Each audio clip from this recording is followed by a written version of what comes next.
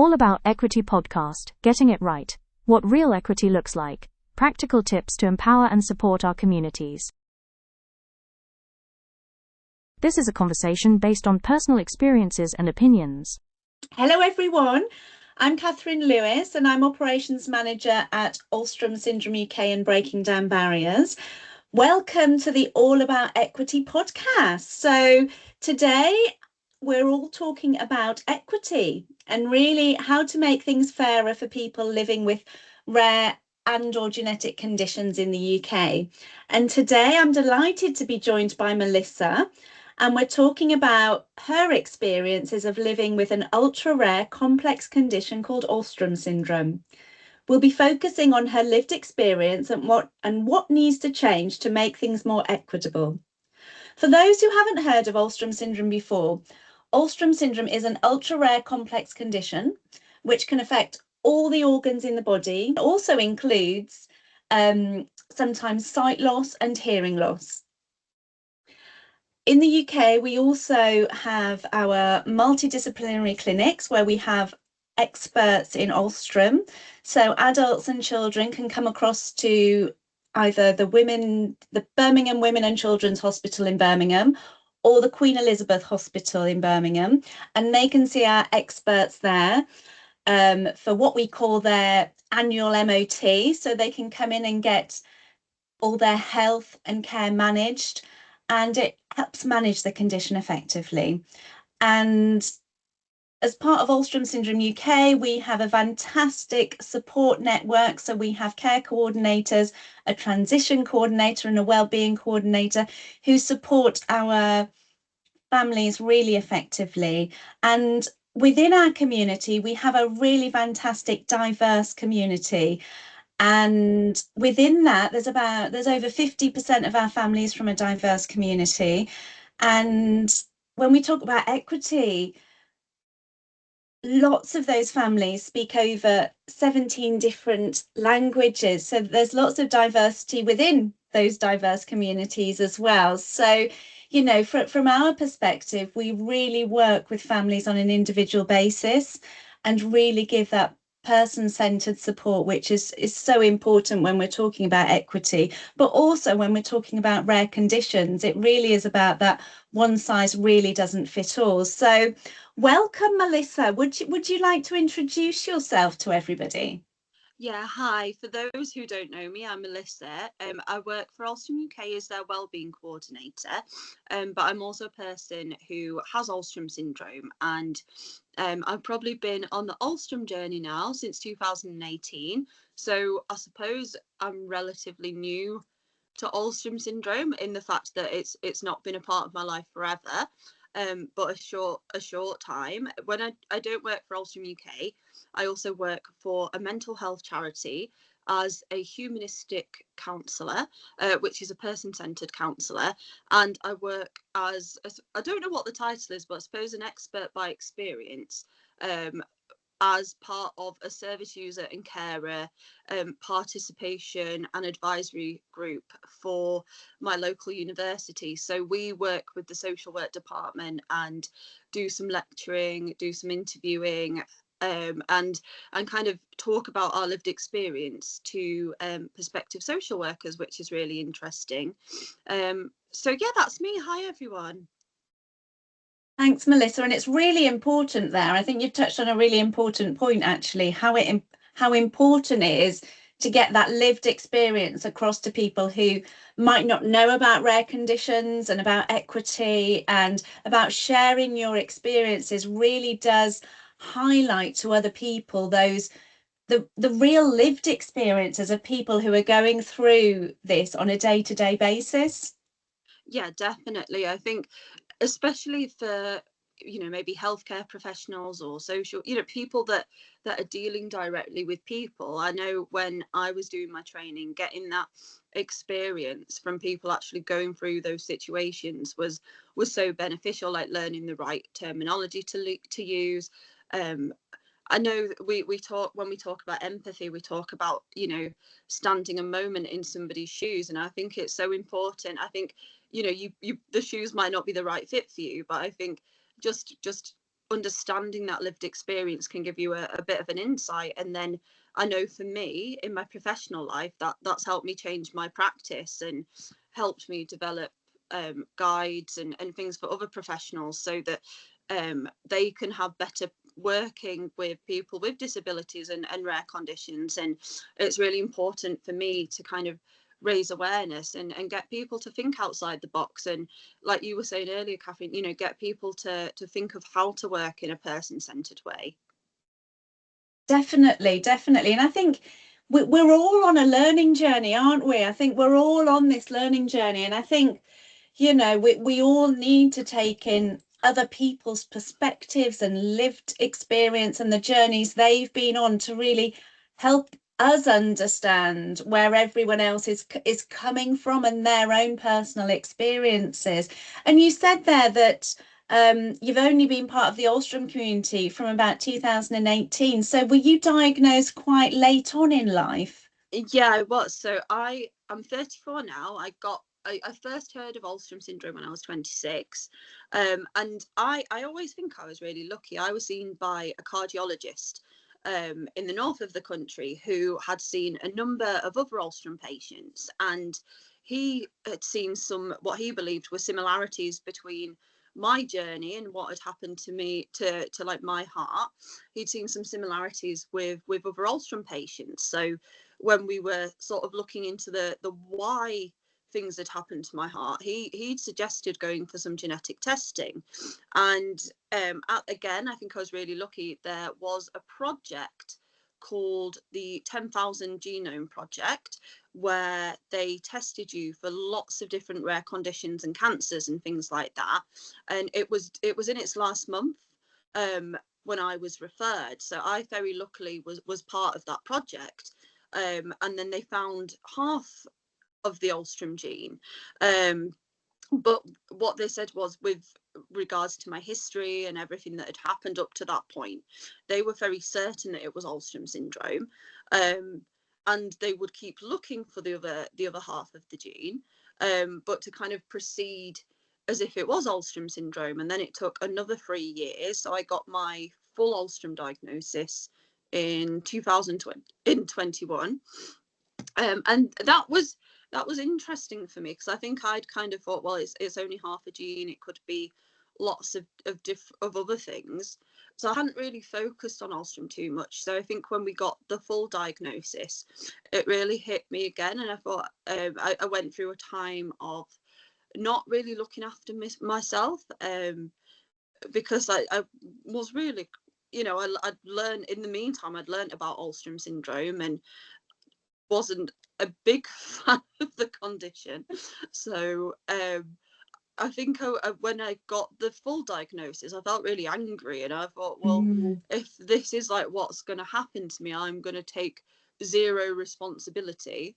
And if I felt like my body had really let me down, so I kind of felt like I was going to pay it back and let it downright back. And that kind of resulted in what you would expect. I got quite poorly. A lot of my health conditions got quite out of control and put me in a really quite dangerous situation.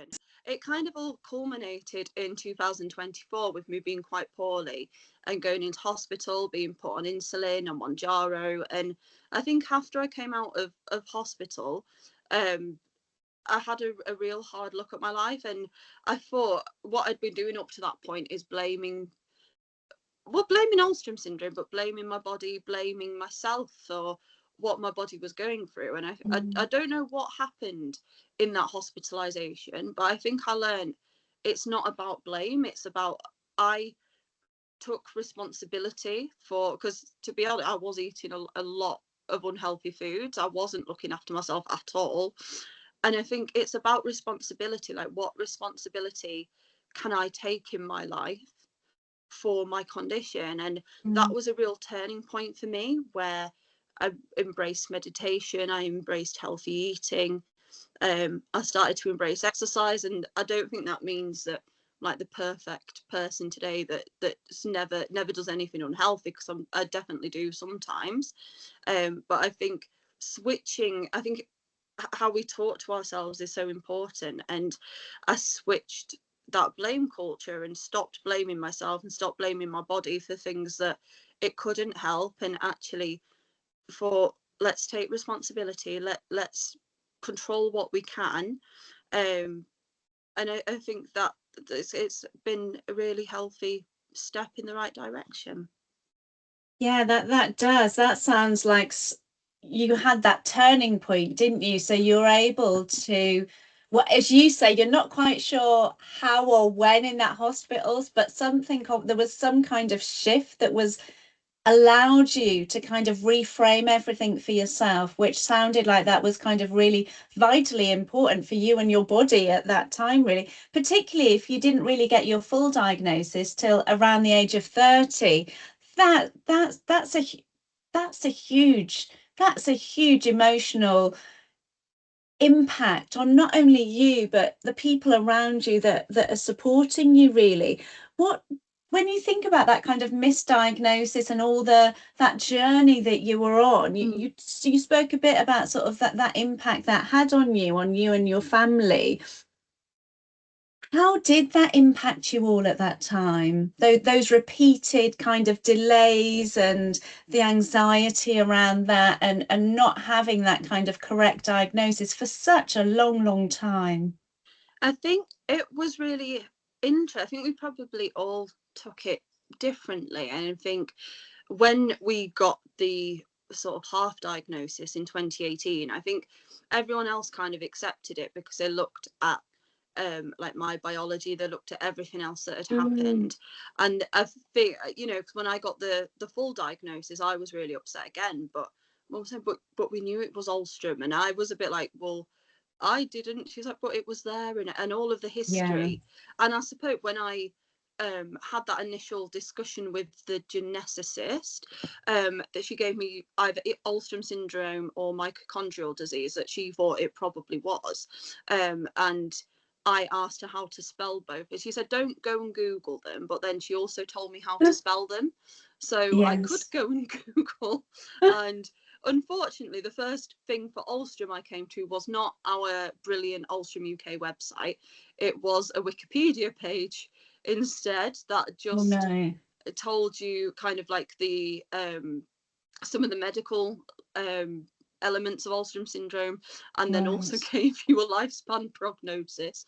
So that was the first thing I came to, and it wasn't until I actually did some proper research that I came to the medical handbook and the Alström UK website, which is written in much more sympathetic language. And I think the first thing that I read in the handbook, you know, was like, this is what can happen, but this isn't necessarily what will happen. And I think that, you know, whereas I think my mum in particular, she researched through the proper channels, whereas I just wanted any information quickly, so I just went for the first hit that came up, whereas she went to an actual reputable sort, you know, obviously the experts, people that knew and dealt with Alström syndrome every day, and it wasn't just like a collection of facts on a web page. And I think we're all very much as like knowledge is sort of power, I suppose, and the more you know, the more you can understand something. And I think, you know, one of the silver linings of Alström syndrome is all of the preventative measures that we can take. You know, like you said, Catherine, the multidisciplinary clinic that you go to is all about looking at the body and like prevention and making sure you're as healthy as you can be. And even if things happen and things crop up, it's about how do we manage that. And I think that's the great thing. I think, you know, sometimes you could have a health condition for like years and not know about it, and actually with Alström syndrome, you know, sort of within 18 months if something's changed, you know, at the very latest, you know, if something's changed. But I think it probably affected, I think there's, again, I think for siblings, I have younger twin brothers,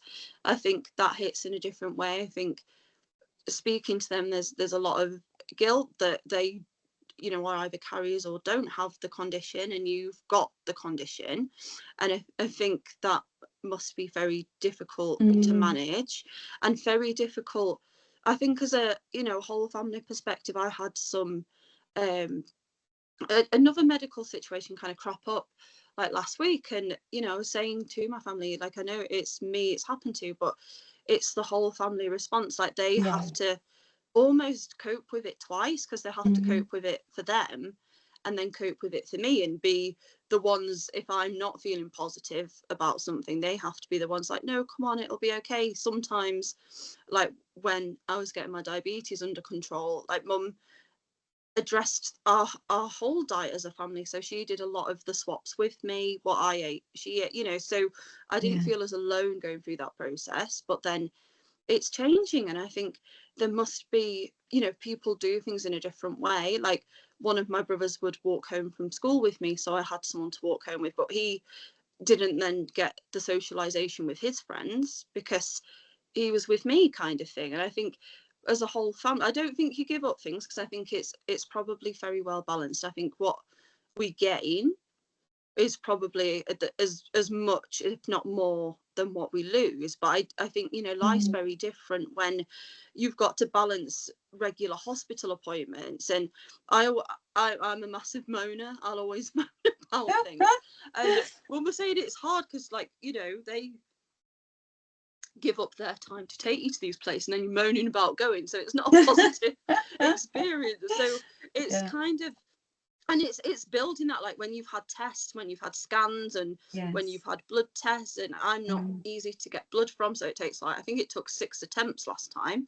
And that, you're irritable, you're not your best self after that, and your family have to cope with that. They have to cope with, like, maybe the tears or the tantrums, or they're like, like, why why do you have, sometimes you, like, it's, you do feel like it's not fair, and you do things do get annoying. That doesn't mean that's every day, but I think as a whole family, like, they're balancing that, and they're trying to make sure you have the best life possible. And sometimes that is doing things that you don't particularly want to do, or taking medication that you don't particularly like. So I think it's all, like, being kind to one. It's I think for me, it's like remembering, like, we're all going through Alström syndrome, even though I have it, but we're all going, it's reminding of that. And I'm a massive believer in doing, like, gratitude lists. So I think that's what helps keep me balanced, is if I'm feeling quite negative, I'll think, like, well, what am I actually grateful for? And that really helps tip my focus, because there's so much to be great, and it's not about being grateful for everything all of the time, but I think it's balancing, and actually, like, things are hard, but I mean, at least if something happens to my heart, I know it's happening. I can take medication to prevent it. I can tweak my lifestyle. And I think it's just that time, you need that grief time of, like, oh goodness, something else has happened, we've got to deal with this, we've got a fight on our hands again. And I think our families are extremely resilient, like, that you have a fight on your hands every day, whether that's something at school, something at home, you've got lots of things that you're balancing and juggling. And I think it's remembering, actually, that's a small fraction of life. And I think if you focus, you can have that as your sole focus, but actually that's such a small, if I think about it, really, it's been such a small fraction of my life. And, like, the positives and the smiles and the laughs and the good memories overbalance that 1,000-fold. Yeah, definitely.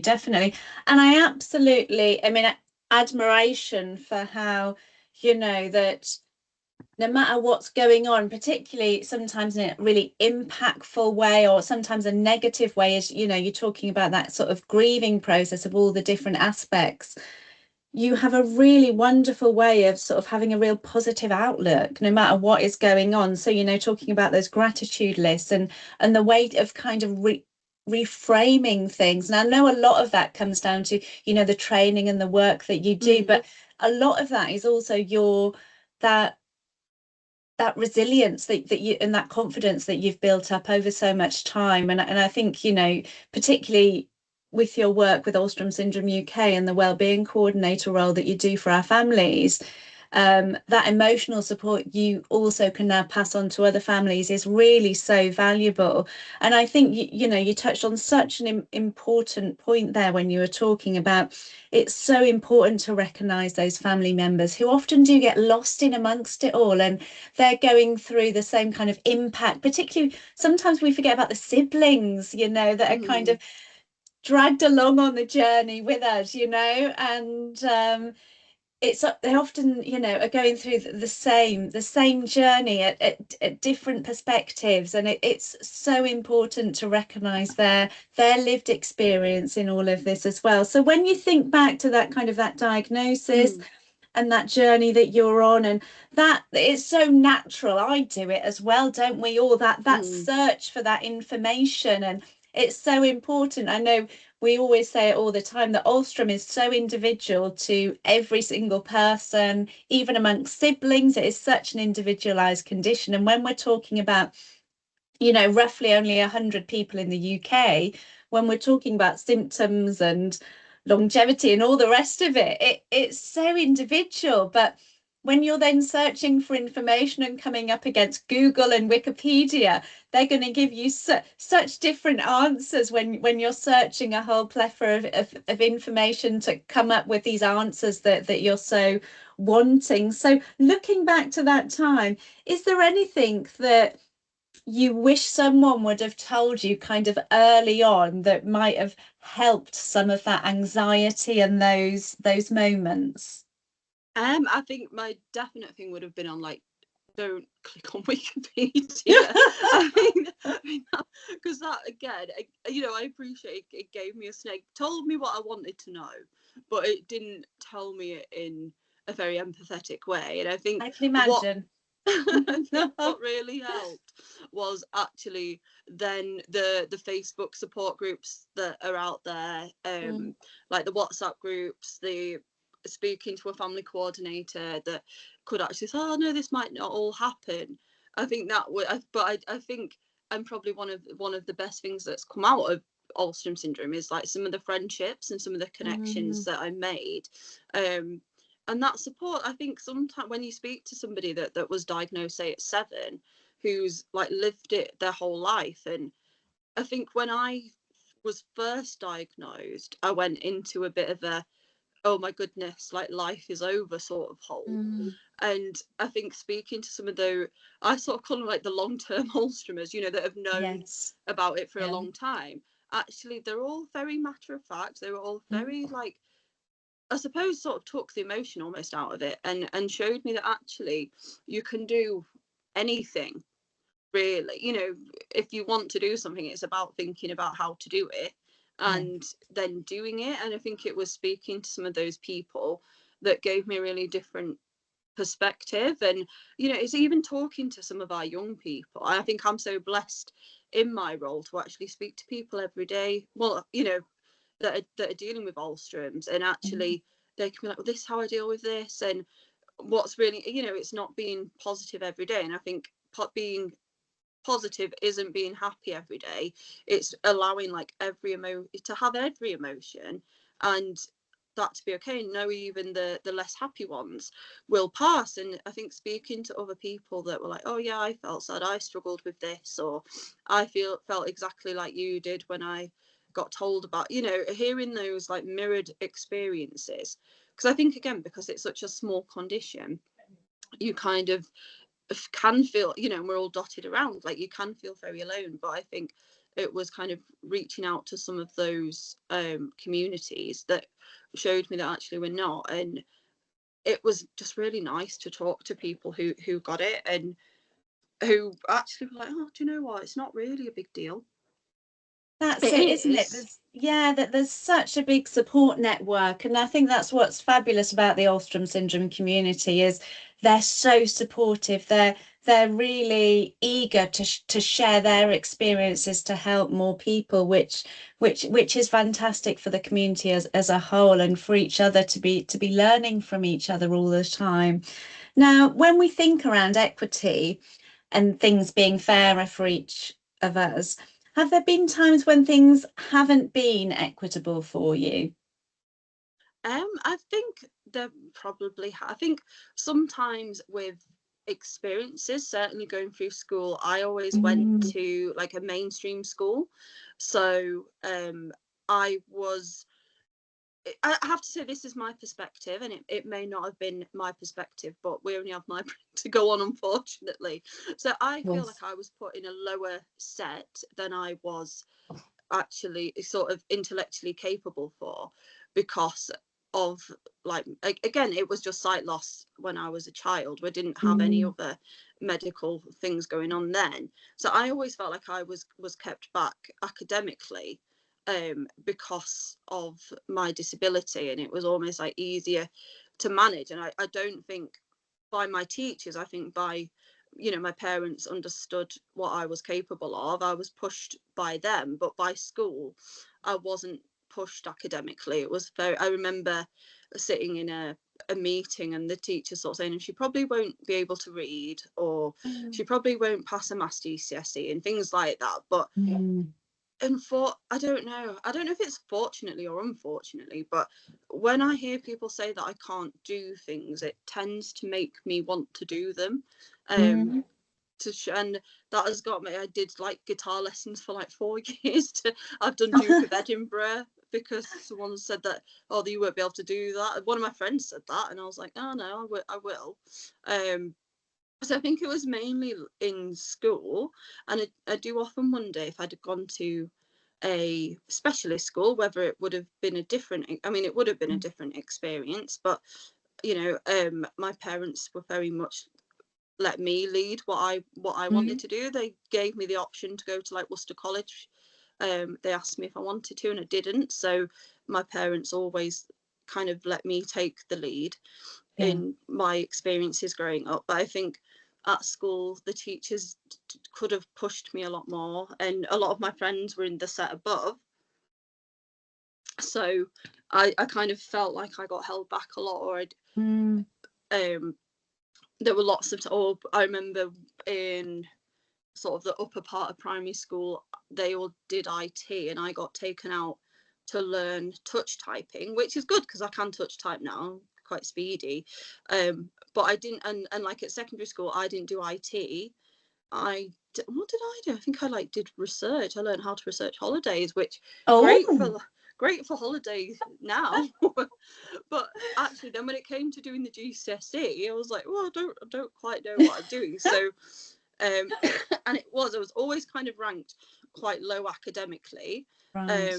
And I think, unfortunately, well, I don't know if unfortunately is the right word. It's just made me want to prove things, and, you know, like do my master's degree and a lot of things in my life. It's been weird because over the past few years, I've achieved what I've wanted to. And I was saying to my like supervisor for counselling, like it's weird. I don't have anything to prove right now, and I feel like I'm not achieving what I should be because I'm not trying to prove anybody wrong. And she was saying, but life shouldn't be about proving people wrong. It should just be about doing what you want and enjoying that.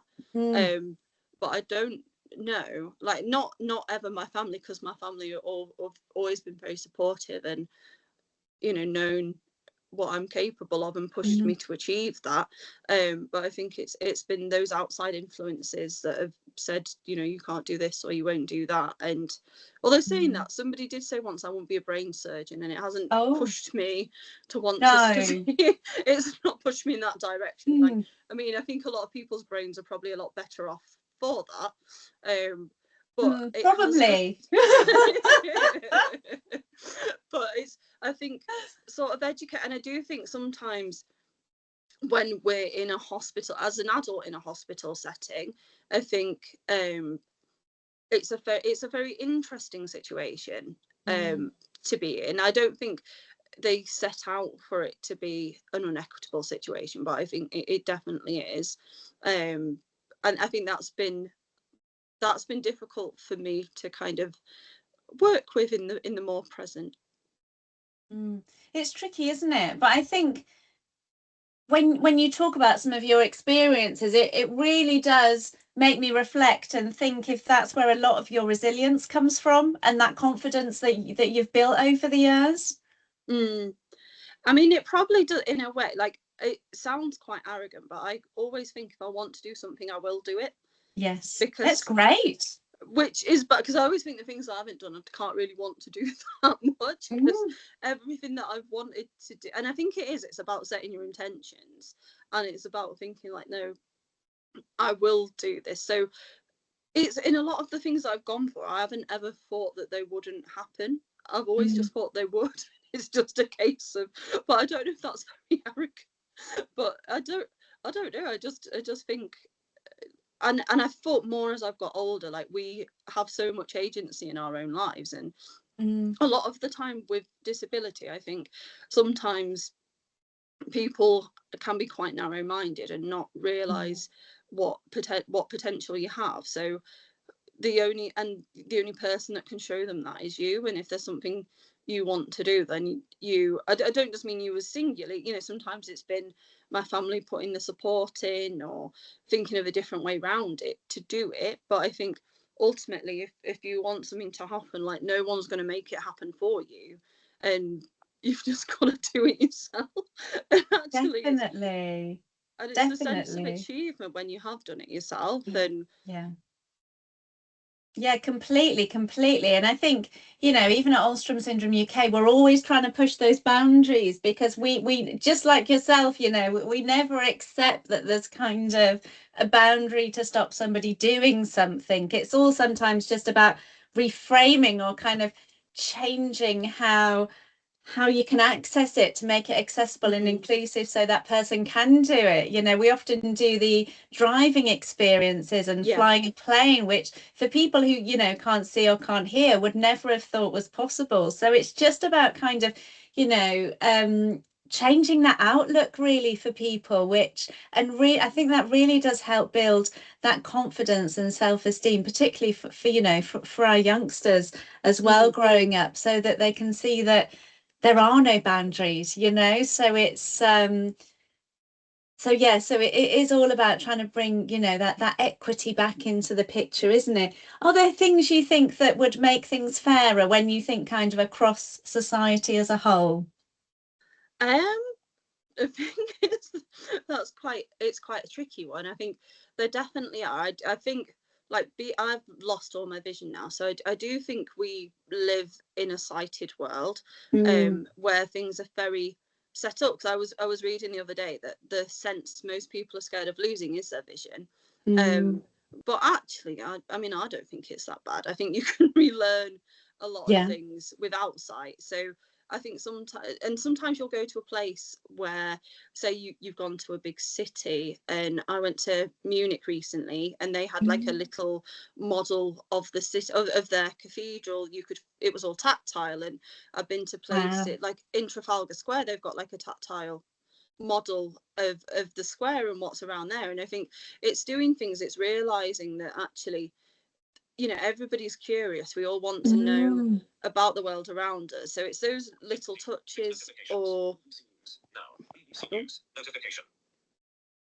so I think it's those little things, those small touches, and just thinking. I think particularly with also, it's tricky because there's lots of dual sensory impairments where you know, we're visually impaired and hearing impaired, and I think sometimes you can like cater for one and not necessarily think about the other. So you think, well, we've catered for the vision, and I do this myself. I find myself guilty of this as well, of thinking, how could you make that more accessible from a sight loss perspective, but not thinking, but what could you do from an audio perspective? Like, could you dim the background noise? Is it making sure people speak really clearly? And I think sometimes it's like, I think when you're at the theatre, you can sometimes see an audio described performance, or you can link your hearing aids into the sound.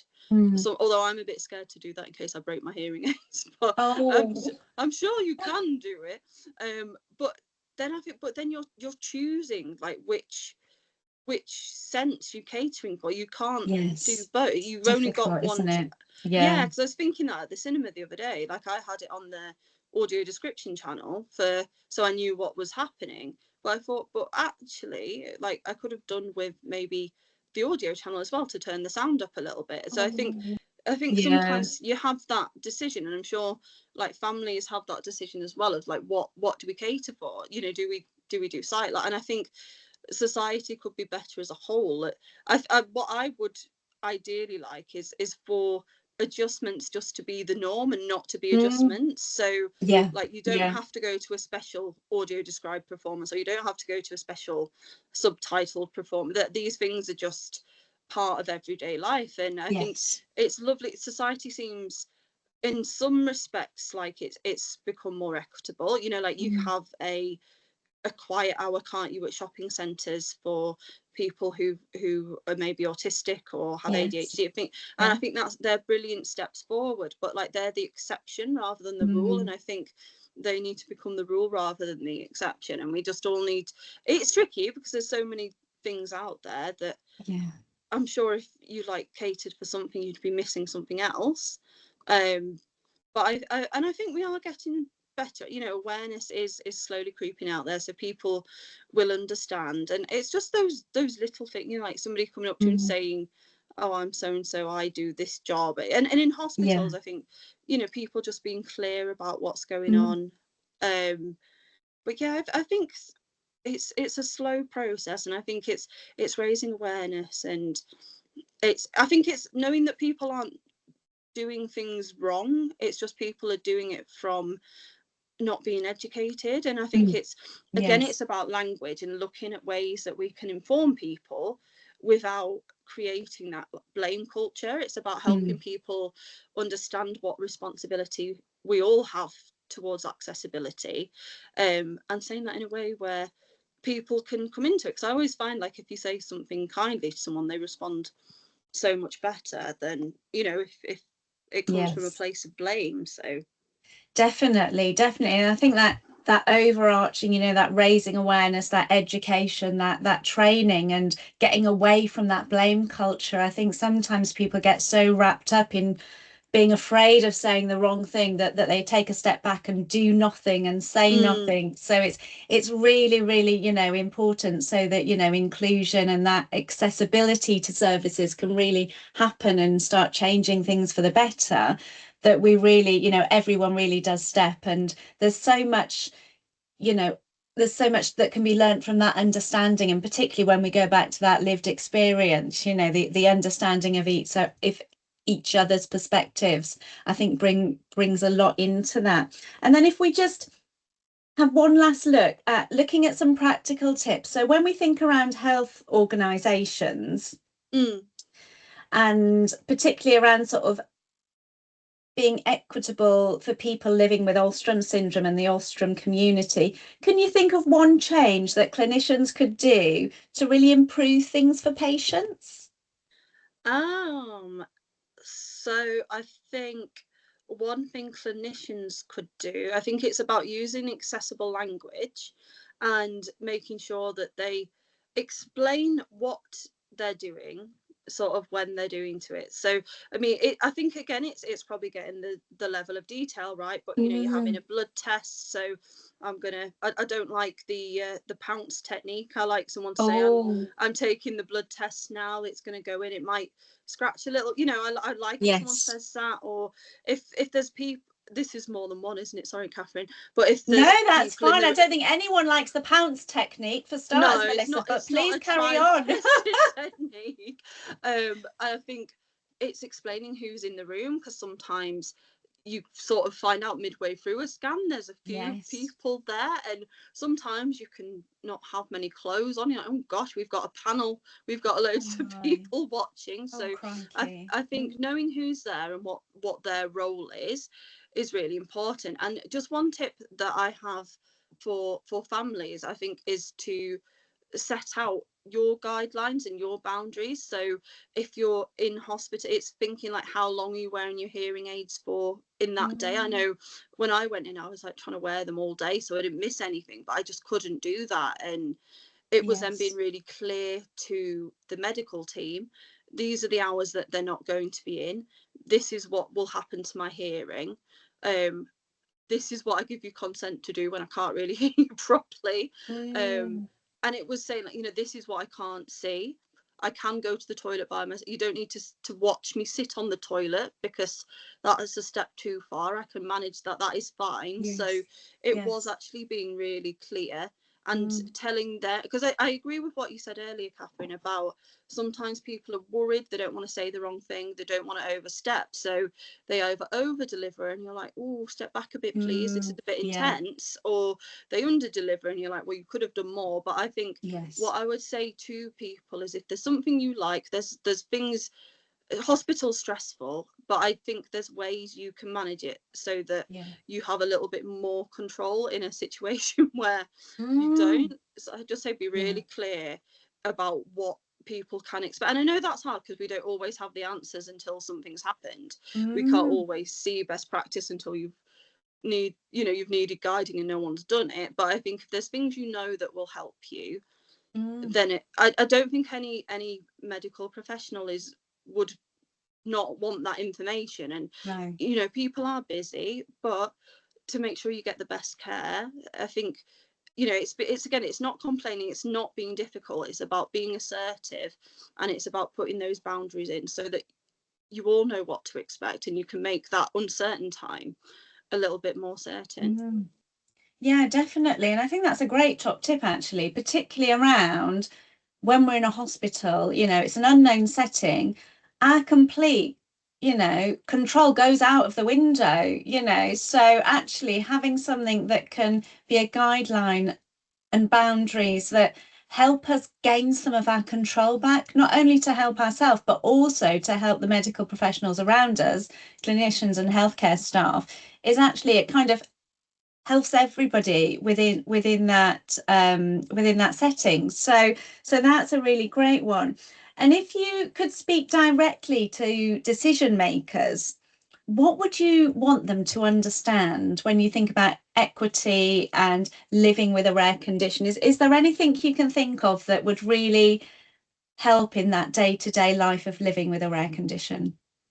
I think what I would say to decision makers is to listen to the voices of people with those rare diseases and conditions, because ultimately they're living their lives. And I think if we could make policies and laws with compassion, I know we can't all the time, there's so many different factors involved, but I think it would be to make policies and decisions with compassion, and to think every day is a fight for those families, whether it's a hard fight, whether it's every day they are choosing to step forward and live with that rare condition. And that's not, some people might make it look extremely easy, but that takes practice. So I think it'd be to make decisions with compassion and putting that first. But I also know that would be in sort of like my lovely world where everything can happen. Yeah, definitely. But that, I think it goes back to those basics, doesn't it, really, around listening to people's lived experiences and really having that. Once you do that, those decision makers can really embed people's lived experiences and how those laws and legislation and policies are going to impact people on a day-to-day basis. This is their lives we're talking about, So, and sometimes they feel so far removed from the everyday world. So that's that. All of your tips and your journey and your lived experience there, Melissa, has been fantastic. Is there anything I've missed or anything that you would like to discuss that you'd like to share that I haven't touched upon?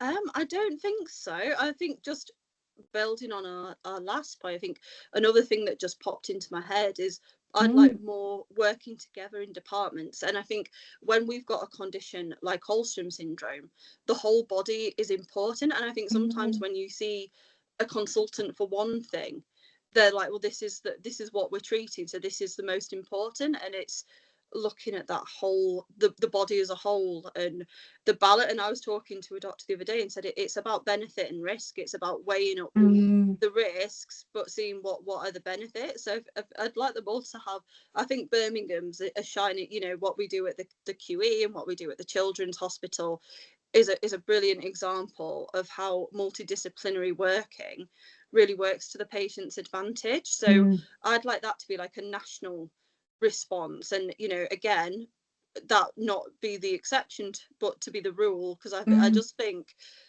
we are like mind, body, soul. It's all so connected, and I think that I'd like to see that together approach in more places, because I think Birmingham showed what they do at the QE, I think has shown how well it works, and puts patients at the centre. Definitely. And I think it is a really, as you say, a shining light really there for rare diseases, and how care and care coordination can have a real positive impact on families, from the highly specialised clinics to the care and support that we provide as a patient-led organisation. So it really does, that real holistic support and that joined up approach can have such fantastic outcomes for families and individuals, particularly when they're affected by rare complex conditions. So thank you for joining me today. As always, it's been fantastic to talk to you, and thank you so much for sharing your lived experience so open and honestly with me. It really has been a pleasure. And if you want thank you for having me. Oh, no, thank you, Melissa. And we do have lots more resources on our website, including lots of resources actually from Melissa in our wellbeing section. You can go to the Alström website, which is www.alström.org.uk. And we have our Breaking Down Barriers website, which is www.breaking-down-barriers.org.uk. Many thanks for listening, everyone. Bye for now. Thank you for listening. If you'd like to share your experiences in a safe and supportive space, either through a future podcast or in one of our focus groups, we'd really welcome you. Please feel free to reach out to Catherine by email, catherine.lewis@alström.org.uk.